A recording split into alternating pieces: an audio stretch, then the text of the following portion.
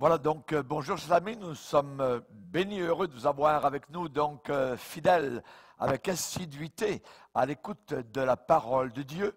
Et je pense qu'aujourd'hui, dans les temps dans lesquels nous sommes, je pense que c'est vraiment la meilleure chose que nous avons à faire. Pourquoi? Parce que les temps se dirigent vers une fin. L'expression fin des temps est mentionnée assez régulièrement dans les Saintes Écritures.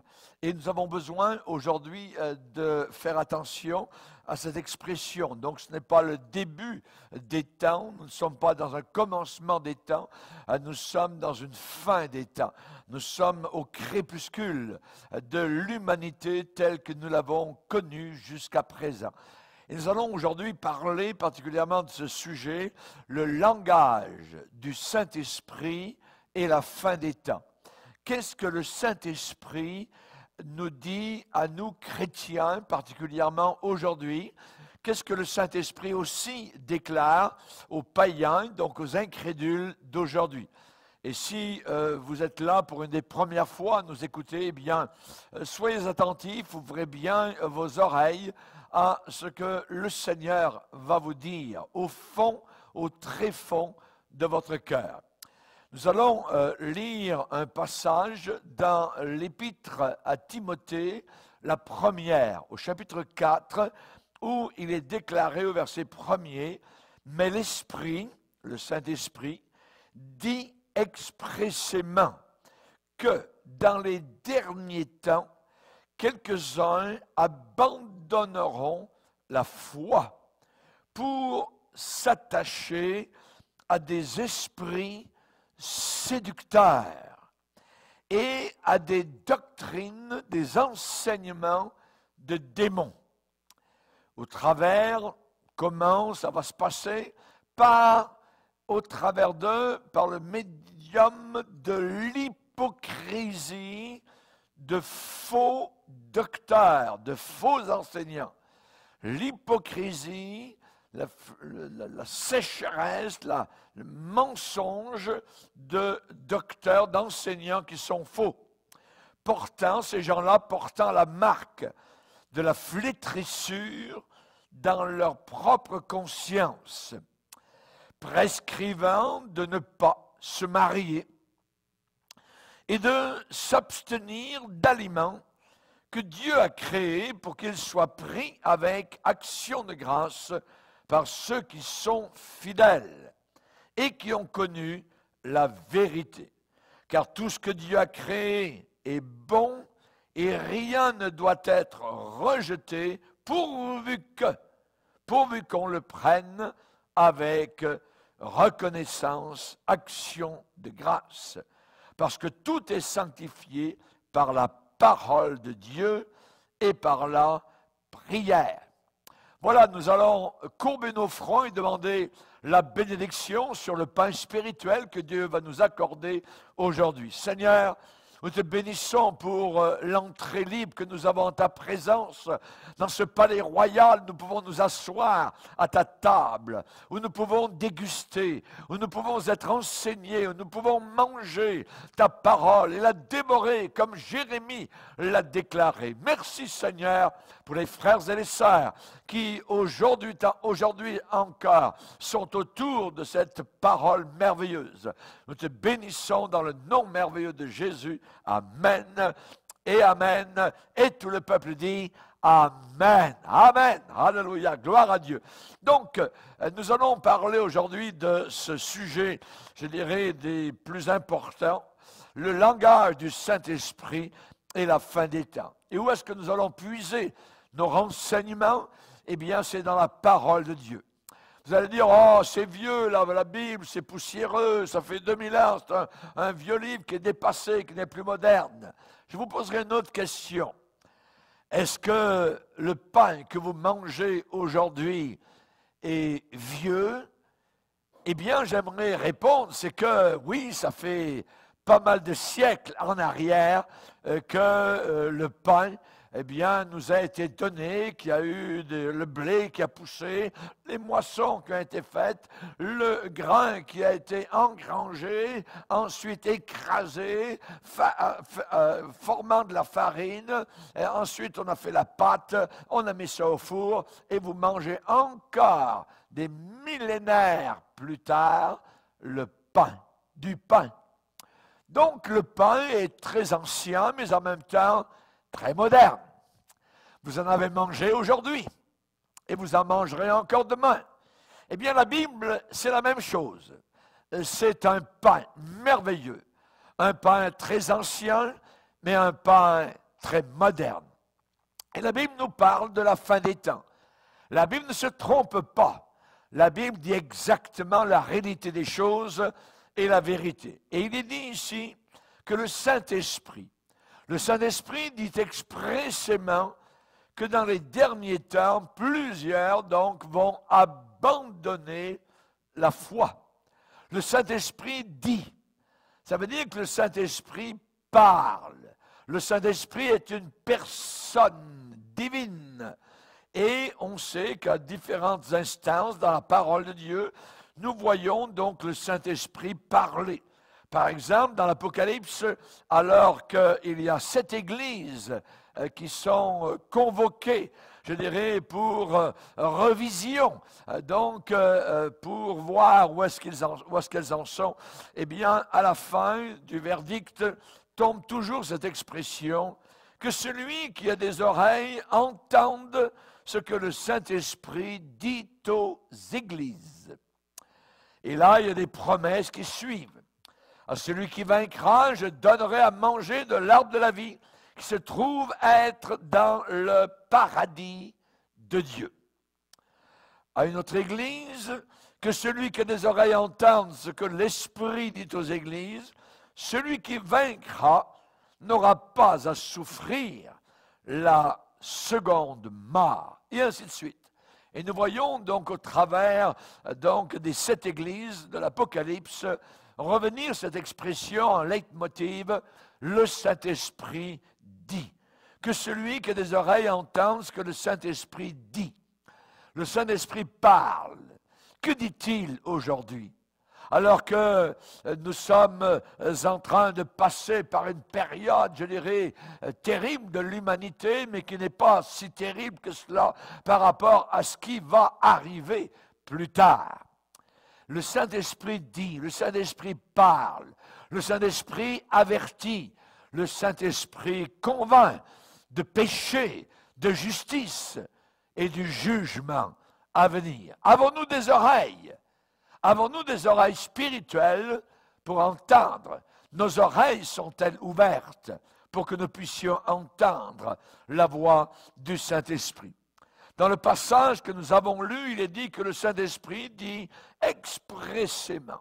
Expressément. Nous allons voir aujourd'hui 7 mots dans ce passage avec leur équivalent grec, leur étymologie, leur origine et voir ce qu'ils signifient. On nous parle dans le passage qu'à la fin des temps, plusieurs personnes vont abandonner la foi. Cela veut dire qu'auparavant, ils l'avaient, mais ils vont la délaisser. Ils vont s'en détourner, abandonner la foi. Et que vont-ils faire? Eh bien, ils vont s'attacher, non plus à la foi qu'ils avaient auparavant, mais ils vont s'attacher, ils vont dériver vers des enseignements de démons. L'expression est dans la Bible, doctrine de démons, enseignement de démons. Ça veut dire des idées, des philosophies, des idéologies totalement opposées à la foi véritable. Et quand cela? À la fin des temps. Le Saint-Esprit dit expressément que dans les derniers temps, derniers, ça veut dire c'est à la fin de la queue-leu des siècles qui se sont, je dirais, écoulés les uns après les autres, mais maintenant arrivent les derniers temps.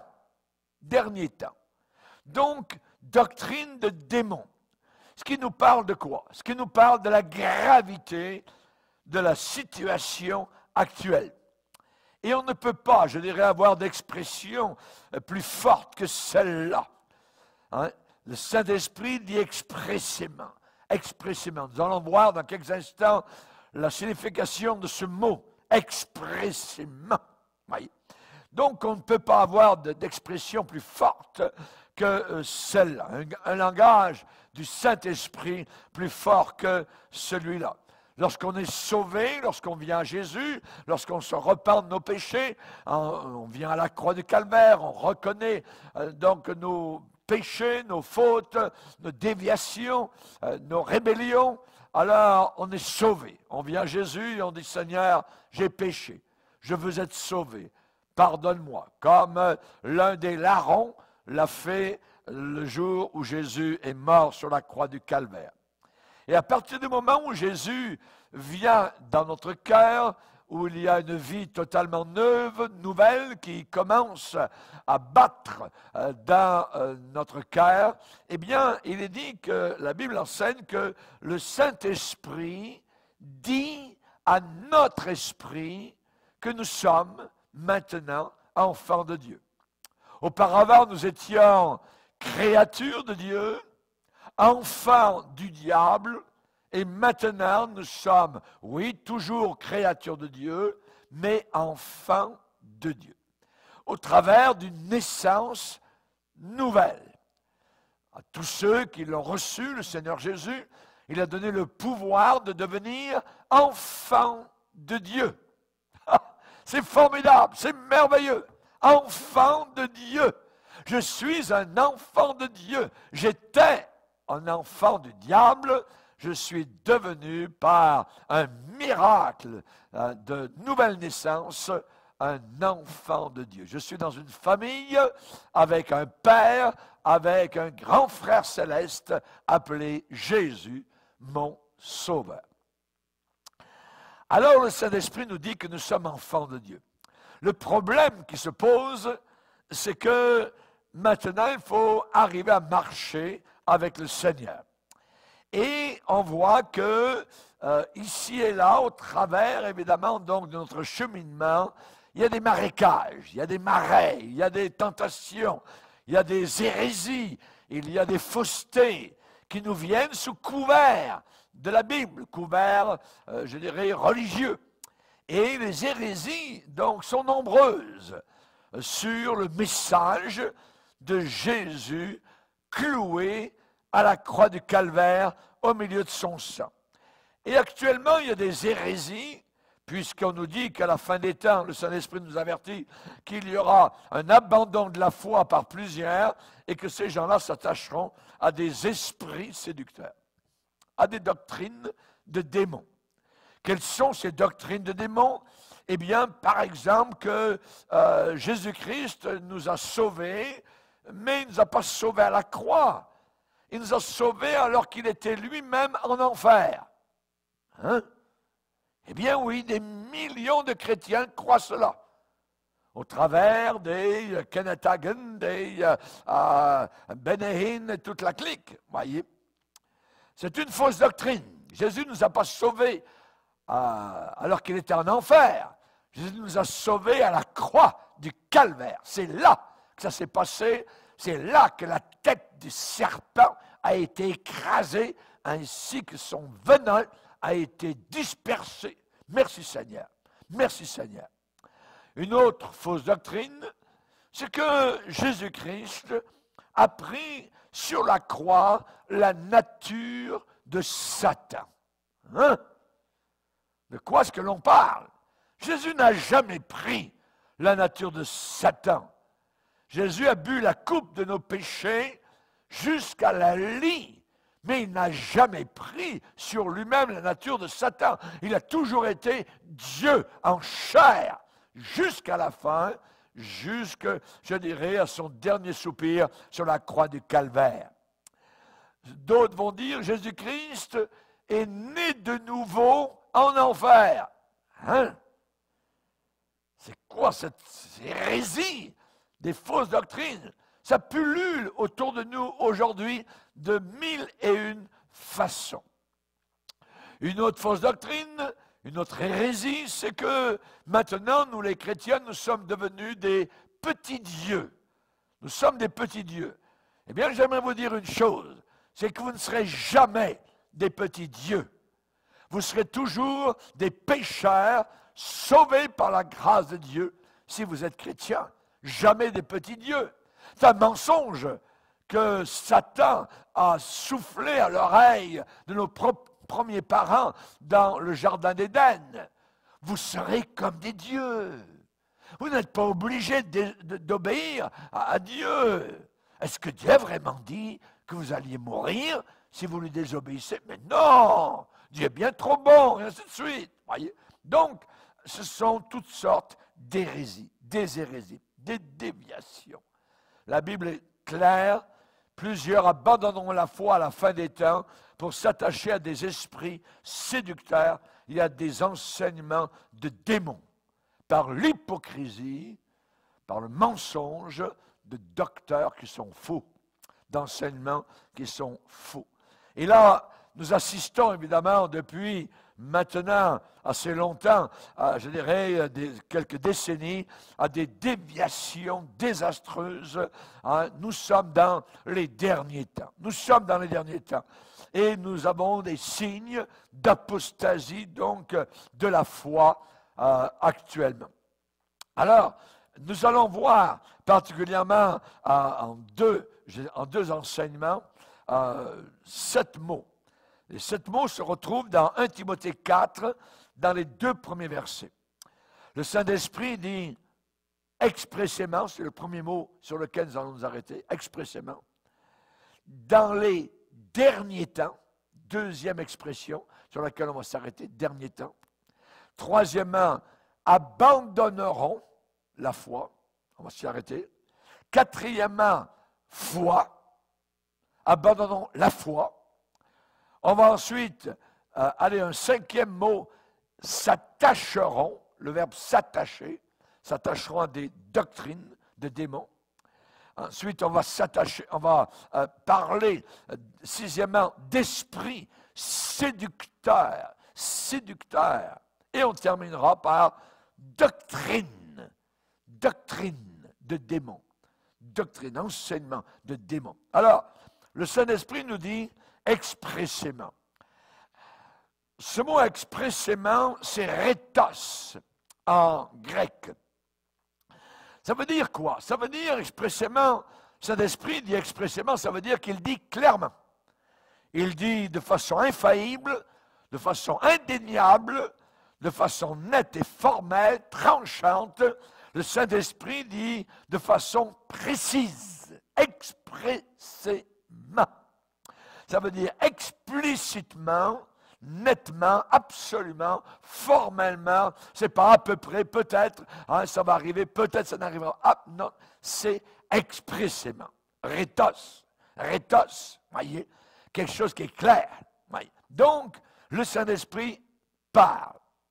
Par exemple, puisqu'il est une personne, il n'est pas la force de Dieu. Les témoins de Jéhovah disent que le Saint-Esprit, c'est la force de Dieu. Le Saint-Esprit n'est pas la force de Dieu. Le Saint-Esprit, c'est une personne. Il parle. Si c'est une personne, alors on peut l'attrister. Vous ne pouvez pas attrister une force. Et la Bible dit, n'attristez pas le Saint-Esprit. On peut lui mentir. On ment uniquement à d'autres personnes. On ne peut pas mentir à la force électrique. Donc, le Saint-Esprit, c'est quelqu'un. Et ce quelqu'un parle. Par exemple, l'apôtre Philippe, l'évangéliste, il est dit dans la Bible, dans Acte 8, le Saint-Esprit dit à Philippe, avance, approche-toi de ce char. Le Saint-Esprit donc parle.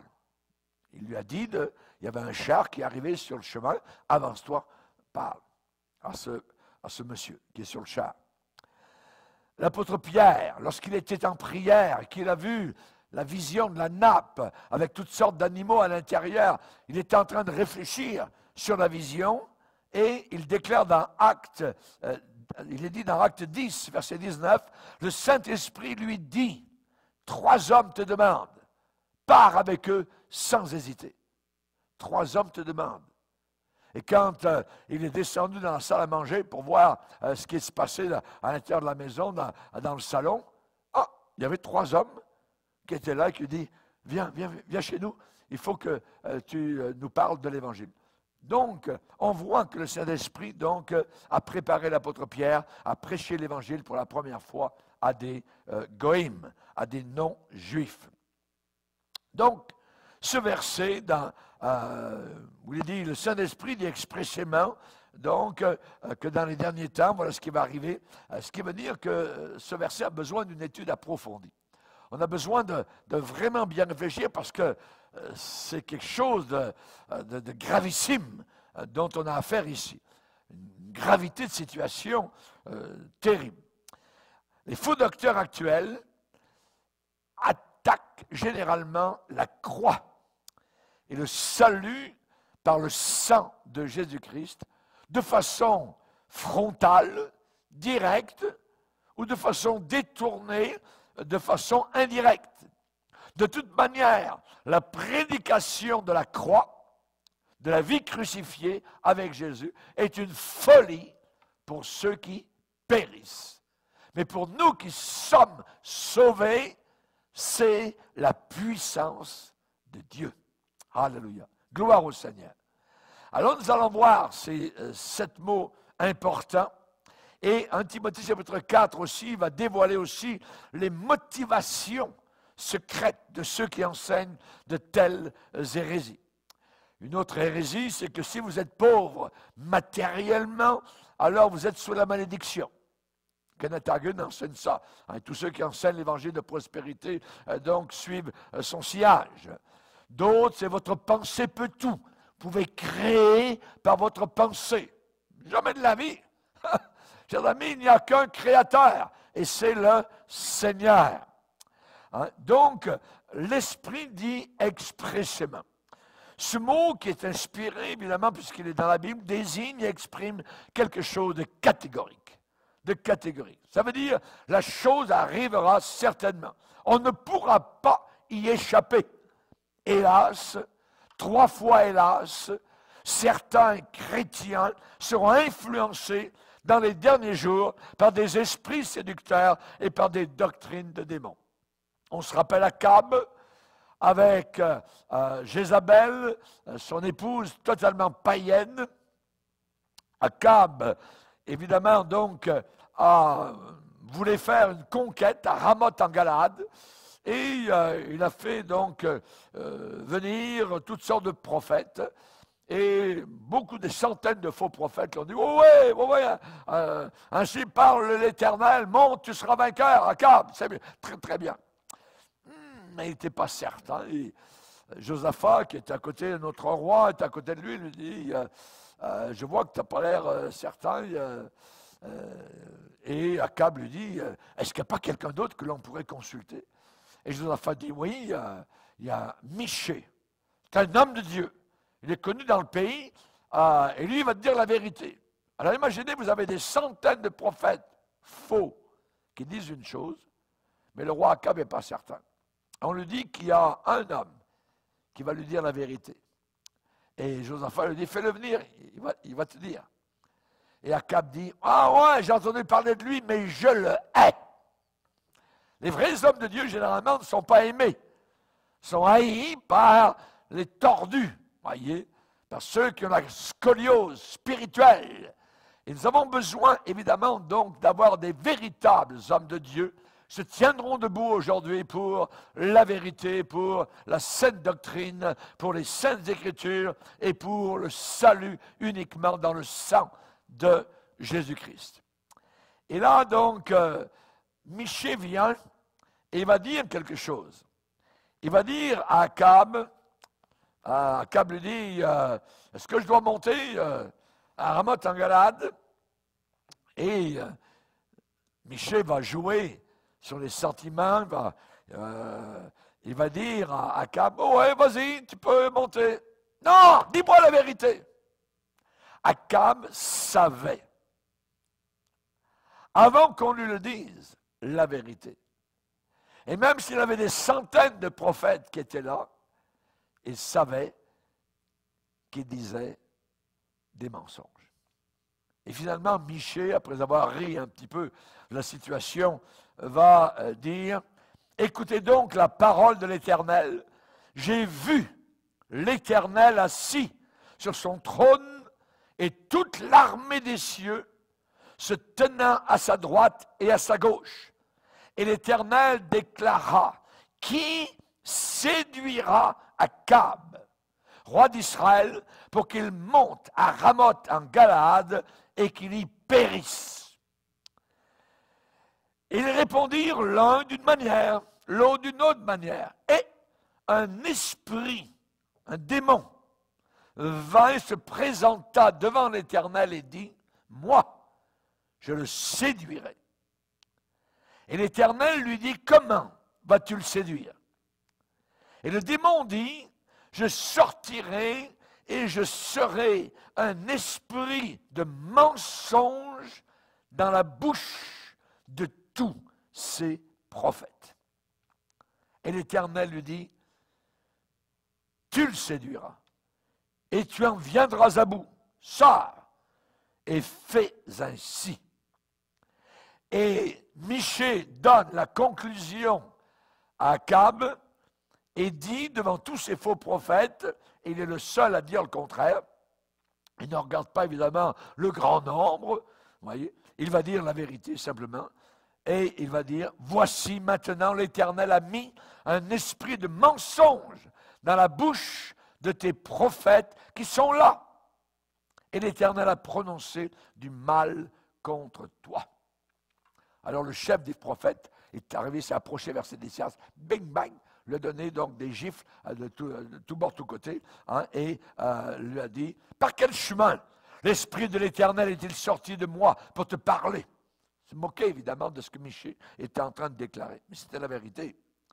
Et Michée répondit, « Tu vas le voir au jour où tu iras de chambre en chambre pour te cacher. » Donc, on voit ce qui s'est passé finalement, si vous lisez la fin de l'histoire, c'est qu'Akab s'est fait tuer dans cette bataille parce qu'il y est allé sur le conseil de tous ces faux prophètes qui étaient inspirés par un démon qui parlait au travers de tous ces faux prophètes. C'est dangereux, très dangereux. Et lorsqu'il y a évidemment cette activité occulte, diabolique, mensongère, à l'intérieur de l'Église, puisqu'il est dit qu'à la fin des temps, plusieurs, donc, et c'est un esprit expressément, plusieurs abandonneront la foi et se tourneront vers des esprits séducteurs.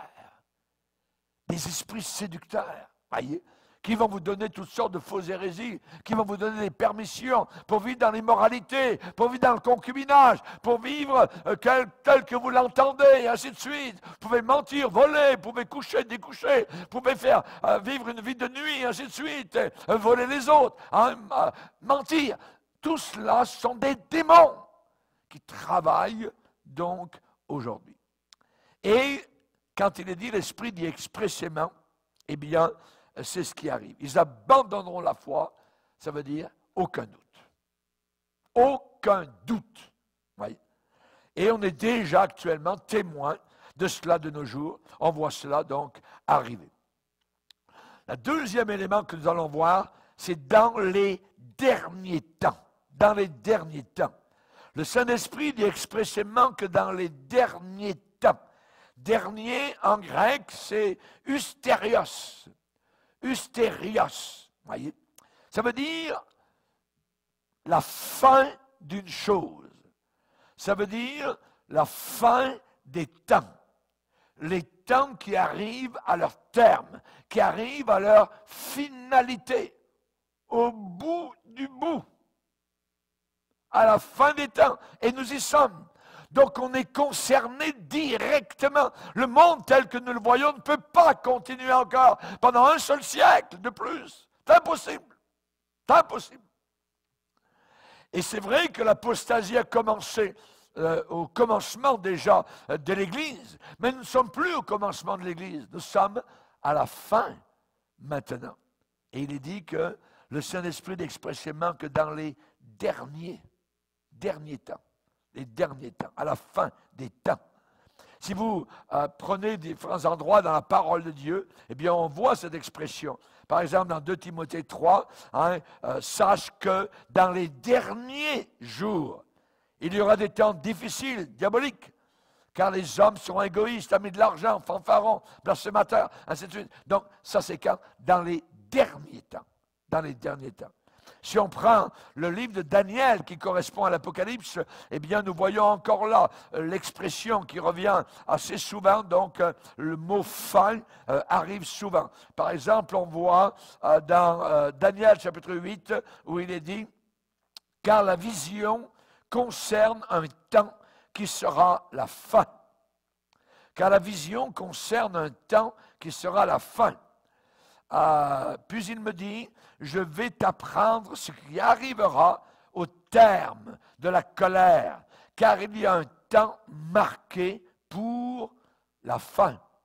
Il y a un temps marqué pour la fin. Daniel, donc, parle assez régulièrement, donc, de la fin des temps. Il est le correspondant, donc, dans l'Ancien Testament, de l'Apocalypse dans le Nouveau Testament. Au temps de la fin, le roi du Midi se heurtera contre lui, ainsi de suite. On voit, toi Daniel, tiens secrète ces paroles et scelle le livre jusqu'au temps de la fin.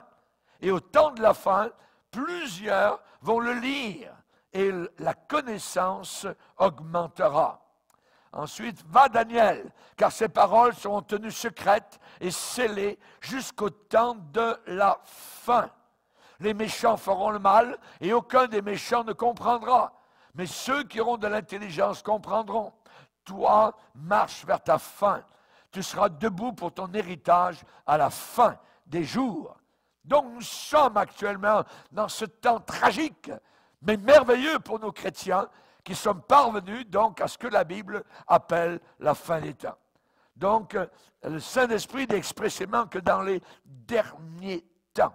Ça veut dire que tout cela va atteindre son paroxysme, son sommet, son pinacle, juste avant le retour de Jésus. Plusieurs, a dit Jésus, plusieurs faux prophètes s'élèveront et séduiront beaucoup de gens. Beaucoup de gens seront séduits à la fin des temps par les faux prophètes. Paul va dire aux Thessaloniciens que personne ne vous séduise d'aucune manière. Il parle des séductions, de l'iniquité pour ceux qui périssent, qui vont en enfer, parce qu'ils n'ont pas reçu l'amour de la vérité pour être sauvés. Alors Dieu leur envoie une puissance d'égarement. L'expression « dernier jour » eh bien, nous donne un sentiment d'urgence, être vigilant, comme des sentinelles. Et les faux docteurs ont toujours été une menace pour l'Église du Seigneur. Et les faux docteurs le sont encore aujourd'hui. Ils le restent encore.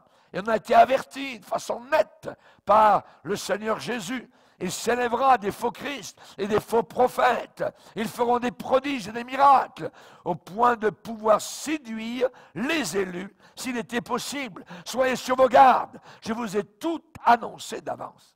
Je vous ai tout dit d'avance. Vous le savez, voyez, vous devriez être sur vos gardes. Lorsque Jésus va décrire les faux prophètes, il va dire, attention, gardez-vous des faux prophètes. Ils viennent à vous en vêtements de brebis, mais au-dedans, à l'intérieur, ce sont des loups ravisseurs. Ce ne sont pas des brebis, ce sont des loups. Et vous les reconnaîtrez comment? À leurs fruits, les fruits qu'ils portent. Cueille-t-on des raisins sur des épines? Ou cueille-t-on des figues sur des chardons? Donc, Jésus va dire, c'est donc à leurs fruits que vous les reconnaîtrez. Donc, on sait que Paul, lui aussi, a averti, par exemple, de façon très claire, Paul a dit, il s'introduira des loups cruels. Ce mot cruel, ça veut dire redoutable. Des loups cruels qui n'épargneront pas le troupeau. Et d'où viendront-ils? Il s'introduira des loups cruels du milieu de vous. du milieu, de l'intérieur de l'Église. Et ils enseigneront des choses pernicieuses pour entraîner les disciples après eux. Attention, ils sont redoutables, des loups cruels du milieu de l'Église chrétienne, des gens qui se disent chrétiens, mais qui enseignent l'erreur. Pierre l'apôtre a déclaré, il y a eu parmi le peuple d'Israël, dans l'Ancien Testament, des faux prophètes.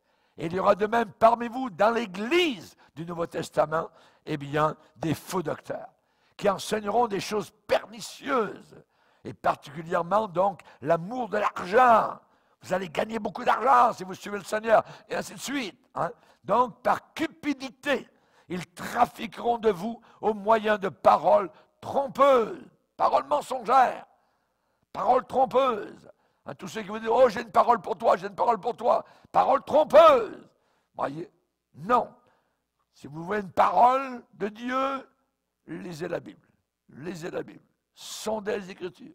Et certainement, au travers des 66 livres de la Bible, Dieu va vous parler. Dernier jour. Les derniers jours. Jean l'apôtre a dit, ces gens-là, eh bien, ces faux prophètes, eh bien, ne sont pas des nôtres. Tous ne sont pas des nôtres. C'est la dernière heure. Éprouvez-les. C'est une réalité à réfléchir, qui nous fait réfléchir. Par exemple, si vous avez un prédicateur qui semble bien connaître son sujet, prédicateur qui est discipliné, qui a une bonne conduite, qui affirme parler, qui déclare, qui dit parler au nom de Dieu, cela n'est pas suffisant. Ce n'est pas suffisant. Pourtant, je viens de dire des choses assez importantes. Quelqu'un qui connaît bien son sujet, important.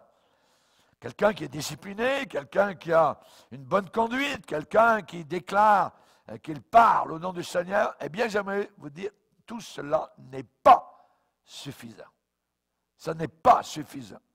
Si ce qu'il dit contredit à un point ou à un autre la Bible, si ces paroles déclarées, prêchées, contredisent la Bible, ce qu'il déclare est faux.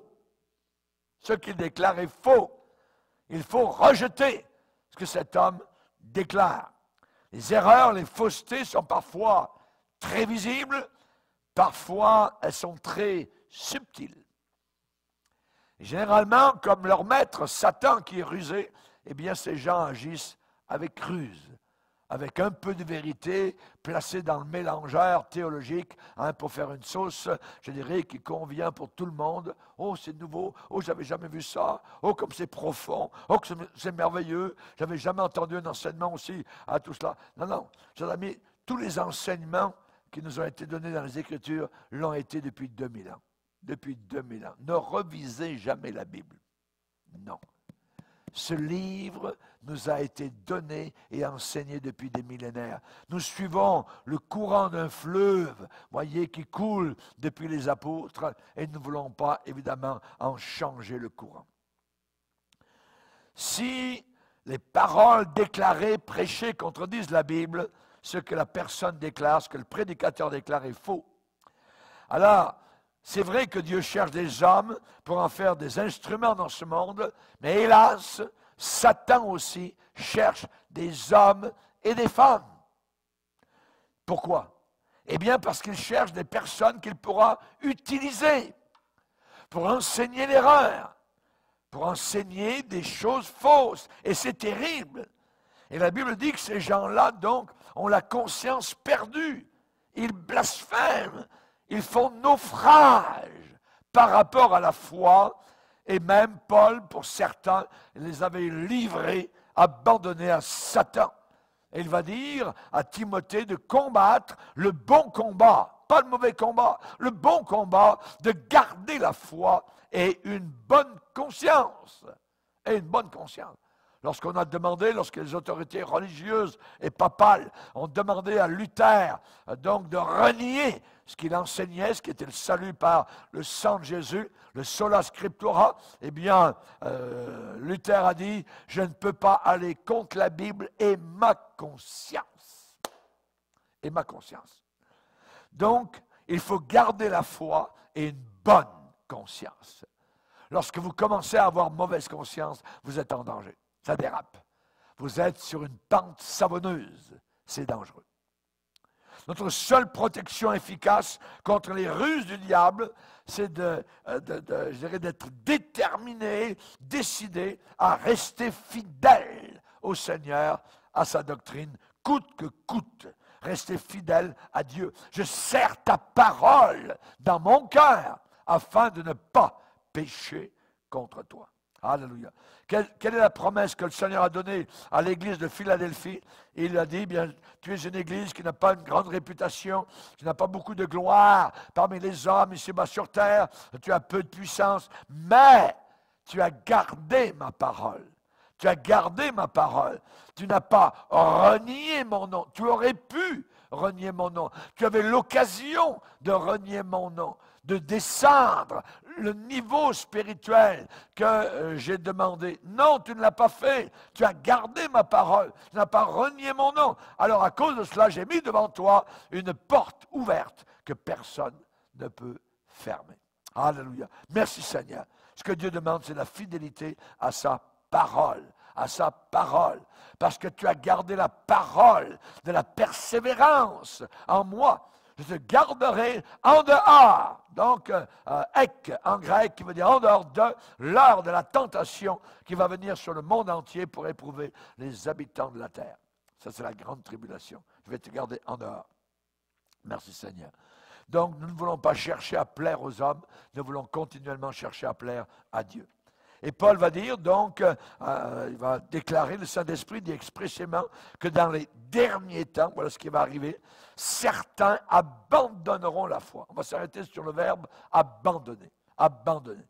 Le verbe abandonner, c'est apostesontai en grec, d'où on a le nom apostasie, ou le verbe apostasier. Abandonner, voyez, c'est ce verbe, apostesontai, qui a fait apostasie ou encore rébellion. Certains abandonneront la foi. Donc c'est une désertion, c'est un abandon, une répudiation, c'est une sorte de divorce d'avec la véritable parole du Seigneur. C'est un refus de continuer dans la foi véritable, donc c'est se détourner pour se tourner vers. Voyez, aller vers autre chose. Et dans la deuxième épître à Timothée, chapitre 4, on nous déclare exactement cela, qu'à la fin des temps, les hommes détourneront l'oreille de quoi? De la vérité, et se tourneront vers des fables.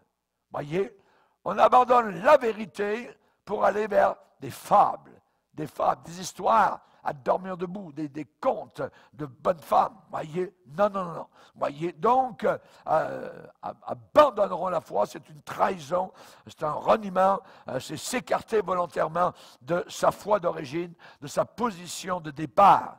Attention à des personnes qui ont vraiment connu la vérité, qui ont vraiment connu le Seigneur et qui ont un beau jour renoncé aux doctrines essentielles du salut qu'elles ont cru ou même prêché auparavant. Donc, ils ont dit, oh, on a grandi, donc tout ça, et maintenant, on ne croit plus comme on croyait au départ. C'est très dangereux, c'est très dangereux.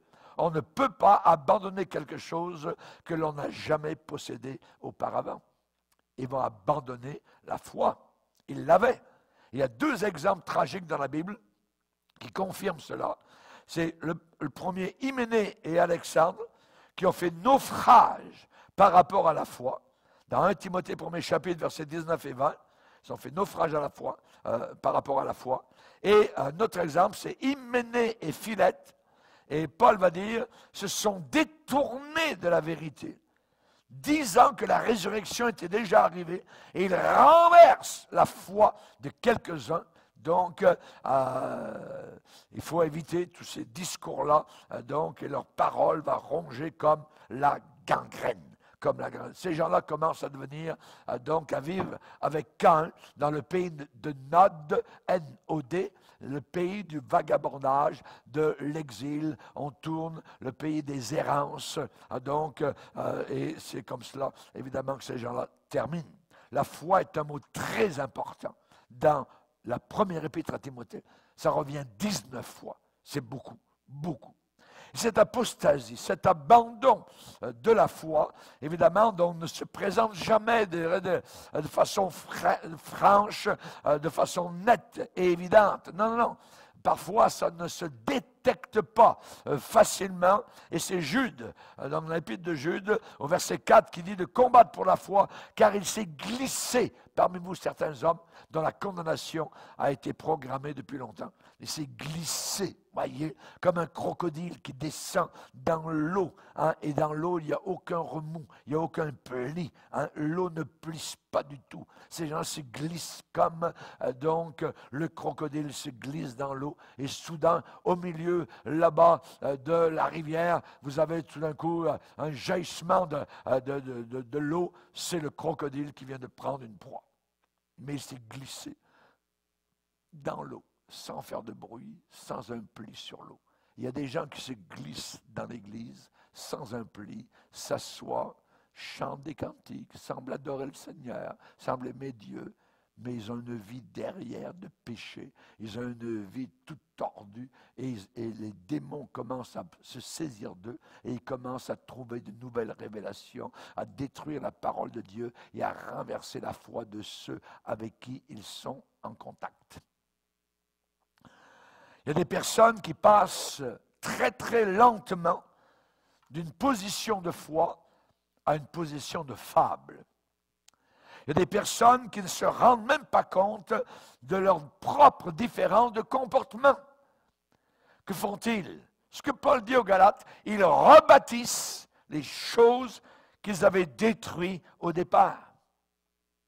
Ils retournent à de faibles et pauvres rudiments auxquels de nouveau ils veulent s'asservir encore. Et ce changement, généralement, a lieu très, très lentement. Comme la grenouille, que vous connaissez l'histoire, qui se fait cuire à petit feu. On sait dans la Bible qu'il y a une description d'un jeune homme. Cela peut être évidemment donc un mouvement, une église, une personne, une famille, un seul chrétien. Il est dit le jeune homme était dépourvu de sens.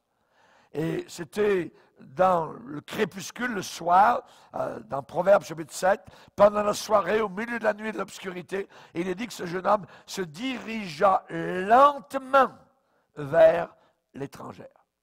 Un petit pas amène un autre petit pas. C'est le goutte à goutte. Et ces personnes s'écartent lentement du modèle de la parole de Dieu. Ces gens-là s'éloignent, abandonnent et font sans cesse des compromis avec leur foi qu'ils avaient auparavant. On a besoin de dire, comme les disciples d'Emmaüs, Jésus, Jésus, le crépuscule est en train de tomber sur le monde, reste avec nous. Le soir approche, le jour est sur son déclin. Pourquoi ces gens-là font-ils cela? Eh bien, les Écritures disent qu'un jour arrive où ces personnes sont lassées, fatiguées de la parole de Dieu, du message de la croix, et sont fatiguées de la Bible, voyez, et la Bible ne leur semble plus actuelle, la Bible leur semble dépassée totalement, il semble que la Bible ne répond plus donc aux besoins profonds de l'individu. Alors il faut réinventer le christianisme, il faut chercher à faire de nouvelles expériences, alors que la Bible dit, vous avez tout, T-O-U-T, tout. Vous avez tout pleinement en Jésus-Christ. J'ai tout pleinement dans le Seigneur. Pourquoi irais-je ailleurs? Pourquoi rechercherais-je d'autres choses? J'ai tout pleinement en Jésus-Christ. Et mon frère, ma soeur, tu as tout pleinement en Jésus-Christ. Alors abreuve-toi à la source d'eau vive qui coule du trône de la grâce. Nourris-toi continuellement à la table du Seigneur et aux saintes Écritures. Les gens qui dérivent, qui abandonnent la foi, sont mûrs, sont prêts à changer d'opinion, voyez, et ils renient le maître qui les a rachetés, pourtant, voyez. Et ils changent la grâce de Dieu en dissolution. Et encore, Jude va dire, il renie notre seul maître et Seigneur, Jésus-Christ. C'est terrible, voyez. Voilà la façon avec laquelle ces faux docteurs, donc par leur ruse, entraînent avec eux un grand nombre de chrétiens sur le chemin de la rébellion. Ces gens-là sont flottants et emporté à tout vent de doctrine qui vient donc ici et là. Il faut se rappeler que c'est du milieu d'une si grande apostasie que sortira, qu'émergera l'Antichrist. L'Antichrist, puisqu'il y aura, je dirais, un amalgame de toutes les religions. Oui, on peut faire des expériences avec Dieu, voyez, mais le Saint-Esprit ne vous éloignera jamais, jamais, jamais de la parole qu'il a inspirée lui-même. Que Dieu vous garde, que Dieu vous bénisse. Baissons nos têtes et prions, Seigneur. Seigneur, nous sommes devant toi et nous désirons, Seigneur, avoir ton approbation sur nos cœurs et nos vies. Aide-nous, Seigneur, à assimiler, à digérer, Seigneur, ce que nous avons entendu et à prendre garde, ô Dieu, à tout ce qui se passe dans le monde. Car le Saint-Esprit nous dit, nous parle, et il nous dit expressément que dans les derniers jours, beaucoup de personnes abandonneront la foi pour s'attacher à des esprits séducteurs par l'hypocrisie de faux docteurs. Ah, Seigneur, garde-nous de tout cela, dans le nom puissant de celui qui est notre gardien, Jésus-Christ de Nazareth, ressuscité des morts. Amen et amen. Et tout le peuple dit Amen. Que Dieu vous bénisse.